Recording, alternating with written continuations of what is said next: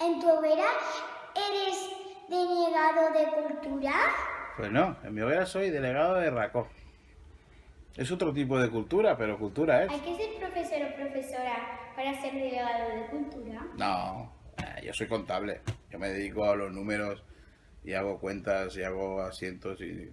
te tiene que gustar como todo.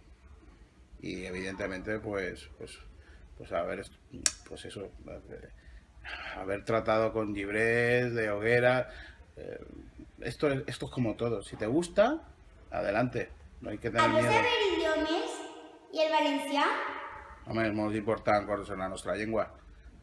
Pero si no la conoces, al final poco a poco es una buena forma de aprender. Saps l'himne d'Alacant de memòria i el de Sí, sé que es. Fogueres? Además, el solo también del himno de Alacant, que es muy bonito.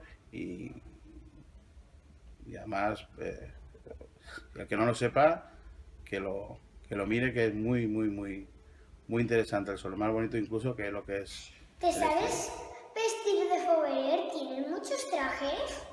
Pues sí, de foguerer de negro nunca me he vestido. De lo que es foguerer, nunca me he vestido. Me he vestido siglo de Zaragüel toda la vida, porque yo de negro no me he vestido.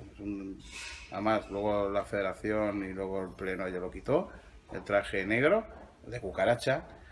Y sí, sí que me sé vestir, me visten. Incluso está el truco del pomo de la puerta con el fajín. ¿Tú sabes ese? Pues que te lo explique. Entonces no tengo muchos. Y la verdad es que los chicos lo tenemos más fácil. Los trajes son mucho más baratos.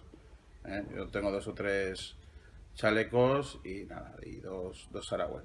Tengo poquitos, pero bueno. Bien, eso tiene que ser la misma hoguera quien convenzca con los actos que hagan que sea una cosa atractiva. Un acto de cultura, de lo que todo el mundo da por hecho que es un acto cultural, no tiene por qué ser un rollo y menos para un niño.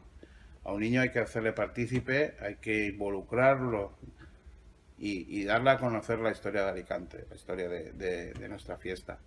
Y para un niño puede ser igual de atractivo un playback, una obra de teatro, hacer un libret, porque eso es cultura.